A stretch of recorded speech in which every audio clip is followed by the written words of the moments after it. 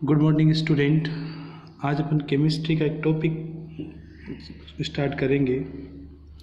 वह है basic concept of chemistry. ये जो बेसिक कॉन्सेप्ट ऑफ केमिस्ट्री का जो टॉपिक है, ये टॉपिक सबसे ज़्यादा इम्पोर्टेंट है केमिस्ट्री के अंदर, क्योंकि जितने भी एप्लीकेशन हैं उसमें ये यूज़ होता है। तो इसके पहले मैं आपको एक क्लासिफिकेशन बताता हूँ, वो है केमिस्ट्री का। So classification of chemistry, there are three type of classification is inorganic chemistry, organic chemistry and physical chemistry।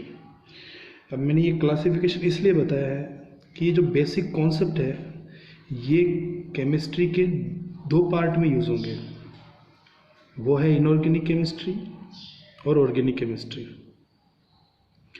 तो अपना दोनों जो पार्ट है वो इन कॉन्सेप्ट से कवर होंगे, चाहे वो 11th की केमिस्ट्री हो, चाहे वो 12th की हो। जनरली ये जो टॉपिक है वो है तो 11th के, बट ये 12th में ज़्यादा यूज़ होते हैं। ठीक है, तो स्टार्ट करते हैं।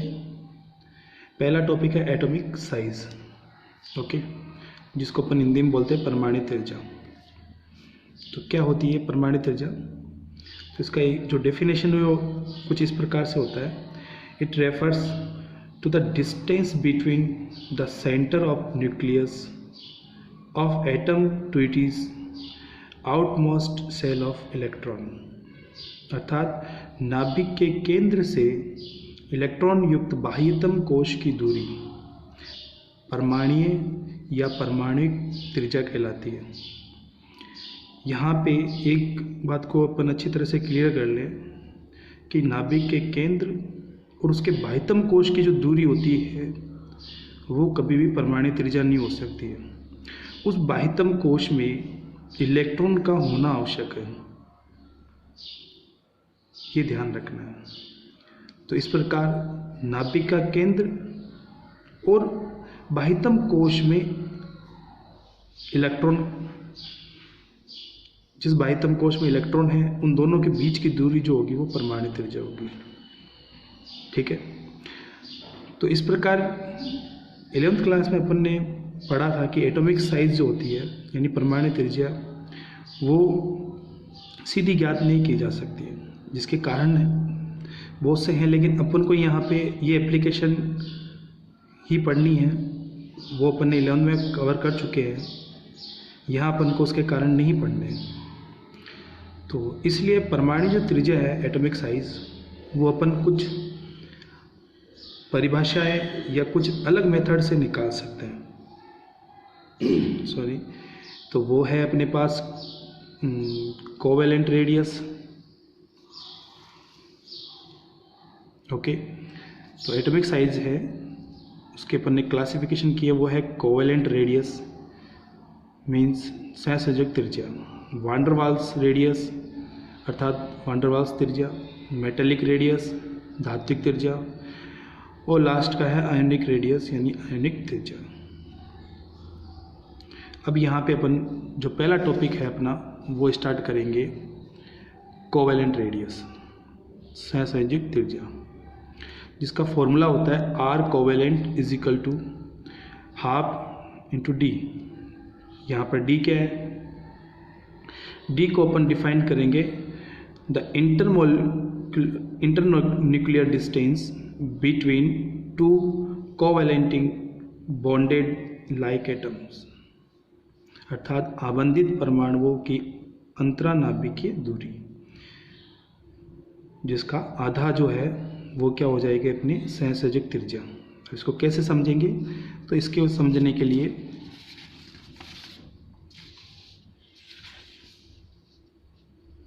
यहाँ पे बच्चों अपन एक एग्जाम्पल लेते हैं।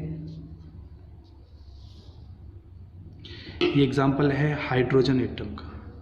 ये हाइड्रोजन एटम है और ये एक हाइड्रोजन एटम है, यानी H बॉन्ड H। ओके, यानी H2 एक अपने पास मॉलिक्यूलर हो गया, एक अणु हो गया। इसमें अपन को कोवेलेंट रेडियस जो है वो डिटरमाइन करनी है। वो कैसे करेंगे? तो अपने पास ये एक हाइड्रोजन परमाणु का है और ये जो है अपने पास शेल है वो एक दूसरे हाइड्रोजन परमाणु का है, ठीक है, यानी H बॉन्ड H हो गया। तो ये जो इसमें ये जो बॉन्ड है इसमें कोवैलेंट रेडियस कितनी होगी और इंटर न्यूक्लियर डिस्टेंस कितनी होगी। तो यहाँ पे इस एटम का जो न्यूक्लियस होगा और इस एटम के न्यूक्लियस इसके बीच की जो डिस्टेंस होगी वो इंटर न्यूक्लियर डिस्टेंस होगी। तो हाइड्रोजन के लिए कितनी होती है, H2 के लिए 74 पिकोमीटर, ओके, 74 pm। तो सिंपल है कि जो फॉर्मूला था वो CRC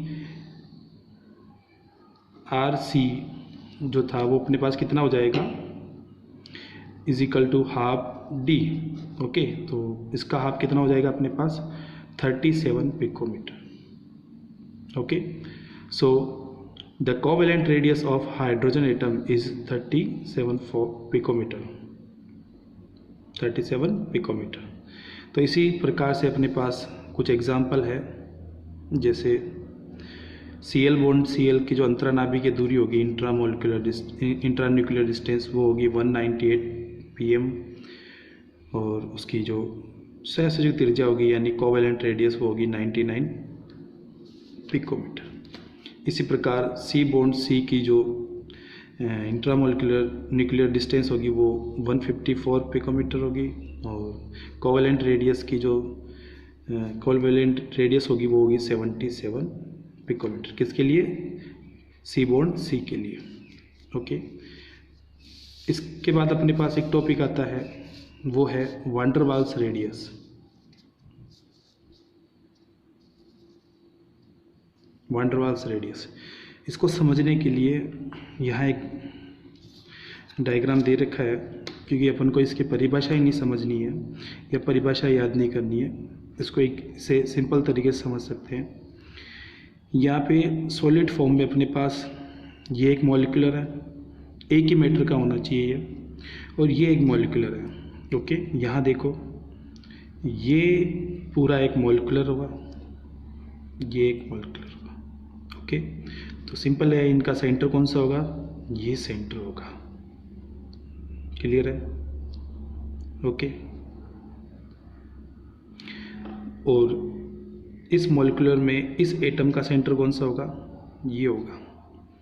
तो एक मॉलिक्यूलर के एक एटम का सेंटर ये, और दोनों मॉलिक्यूलर के जो बीच का पॉइंट होगा या सेंटर होगा उसके बीच की डिस्टेंस अपने पास the radius of van der Waals, okay, means one der Waals radius होगी, क्लियर है। या यूँ कह सकते हैं कि दूसरे तरीके से कि अपने पास ये मॉलिक्यूलर है और ये मॉलिक्यूलर है, क्लियर। इस मॉलिक्यूलर में इस एटम का सेंटर कौन सा है भाई, ये, ओके। और इस मॉलिक्यूलर में अपने पास इस एटम का सेंटर कौन सा है, ये। तो इस डिस्टेंस का क्या हो जाएगा अपने पास, हाफ, क्या हो जाएगा, हाफ। वो अपने पास चाहे ये डिस्टेंस लो चाहे ये डिस्टेंस लो, क्लियर है। तो ये जो रेडियस आएगी ये रेडियस आएगी वान डर वाल्स रेडियस, ठीक है। सॉरी, अब यहाँ पे एक बात क्लियर कर लेते हैं कि वान डर वाल्स जो रेडियस होती है, ठीक है, वो कोवैलेंट रेडियस से सदैव हमेशा जो है वो ज़्यादा होगी, ये ध्यान रखना है, ठीक है ना। तो इसीलिए जो इनर्ट गैस होती है यानी नोबल गैस होती है या जो आदर्श गैस होती है उसके लिए अपन सहसंयोजक त्रिज्या ज्ञात न करके वान डर वाल्स त्रिज्या ज्ञात करते हैं, क्योंकि वान डर वाल्स त्रिज्या जो होती है वो ज़्यादा होती है किससे, सहसंयोजक त्रिज्या से। तो इससे क्या रिलेशन है इसका रिलेशन ये है कि जो आदर्श गैस होती है या इनर्ट गैस होती है उसका साइज जो होता है वो बड़ा होता है, तो सहसंयोजक त्रिज्या में वो ज्ञात नहीं किया जा सकता है, इसलिए वो वान डर वाल्स त्रिज्या में ज्ञात किया जाता है। अब यहाँ पे Cl बॉन्ड Cl, ओके, इसकी वान डर वाल्स जो रेडियस होगी यानी वान डर वाल्स त्रिज्या होगी वो 180 pm होगी, और कोवैलेंट रेडियस होगी वो 99 pm होगी, पिकोमीटर ये डिस्टेंस होती है। एच बॉन्ड एच के लिए वैन डर वाल्स रेडियस जो होगी वो 120 पिकोमीटर होगी, और एच बॉन्ड एच के लिए कोवैलेंट रेडियस होगी वो होगी 37 पिकोमीटर। ठीक है, तो एक बात अपन को क्लियर कर लेनी है कि वैन डर वाल्स रेडियस जो होती है वो कोवैलेंट रेडियस से ज़्यादा होती है। और यहाँ एक सबसे इम्पोर्टेंट पॉइंट है कि वैन डर वाल्स रेडियस जो है वो इनर्ट गैस या नोबल गैस के लिए ज्ञात तो की जाती है, ठीक है, बट यहाँ पे एक एलिमेंट होता है, वो होता है एक्स ई। यहाँ अपन को नोट करने की ज़रूरत है कि ये जो एलिमेंट होता है वो होता है एक्स ई।